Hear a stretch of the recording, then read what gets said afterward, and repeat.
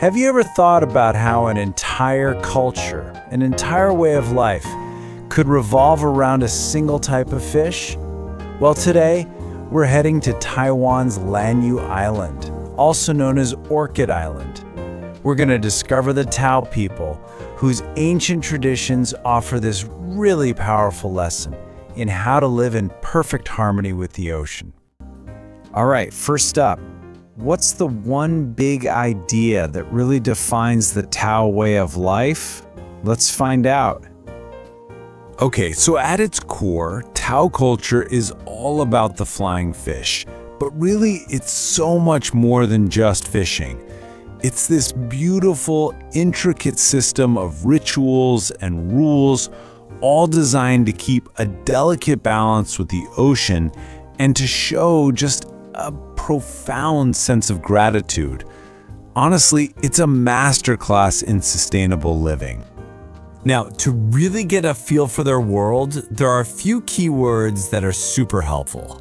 These are going to unlock the deeper meaning behind all their traditions.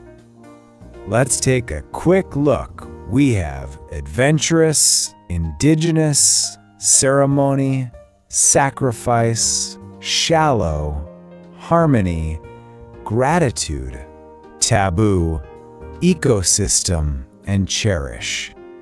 Keep those words in the back of your mind. Now we're ready to really dig into the details. So, how do all these ideas actually come together in real life?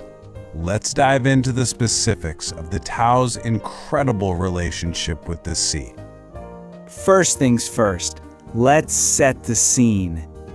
So picture this. We're on Lanyu, this small island about 90 kilometers off the coast of Taiwan. It's home to the Tao people. And for them, the Ali Bung Bung, that's their word for the flying fish, it isn't just dinner. It's the absolute heart of their entire culture. So what does that sacred connection actually look like in practice? Well, it all kicks off with a very special season. Yeah, this is not just a casual fishing trip. It's a sacred period that goes on for about 8 months, and it all begins with a really profound ceremony. The captains don't just jump in their boats. First, they pray, they appeal to the spirits, asking for blessings, for an abundant catch, and just as important, for safety out on the water. But you know, their respect for the ocean goes way beyond just ceremonies. It's actually built right into a set of brilliant ecological rules. And this part is just so smart. It shows their commitment to balance. They don't just take everything they can get. For a few months, they only catch flying fish in the shallow waters. And you know what that does? It gives all the other fish species a chance to recover. This isn't just some old rule. It's a really conscious act of managing their ecosystem. So what happens when the main harvest is over? Well, for the Tao, the rules don't stop just because the nets are put away. You can kind of see the structure here, right? The season is framed by these two big ceremonies. After the final one in June, things change. No more fresh fish. They switch over to eating dried, preserved fish.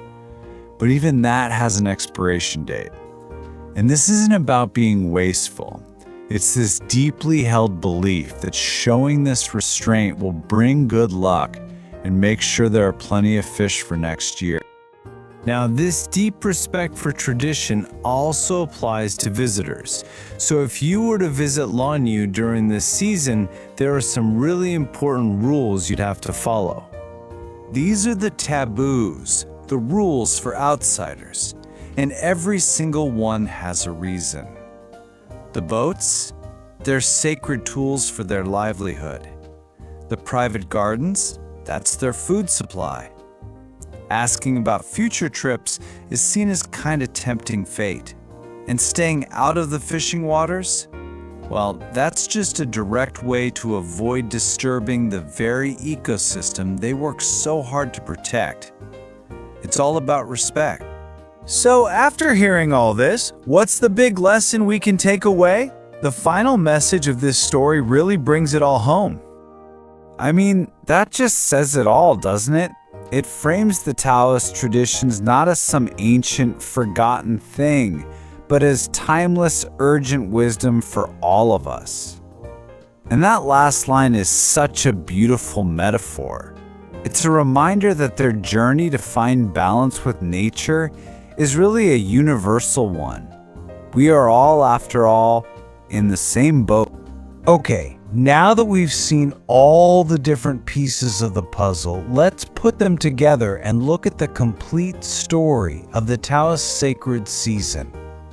So on the island of Lanyu, we find the Tao people, a culture whose whole way of being is woven together with the flying fish.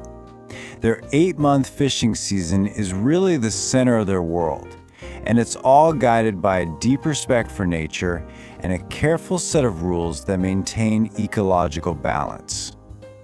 The whole thing starts in February, with ceremonies asking for a safe and bountiful harvest.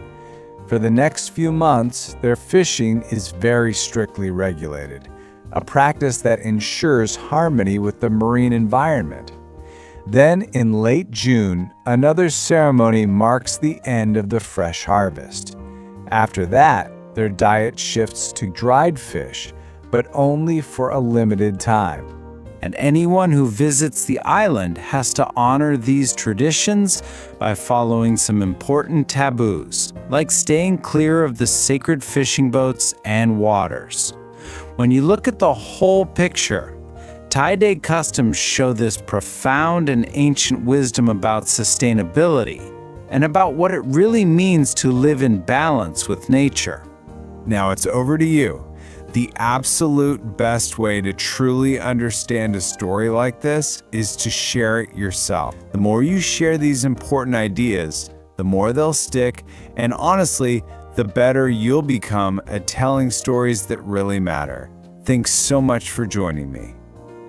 Join Beyond Norm Output Training to improve your speaking and writing ability without leaving home.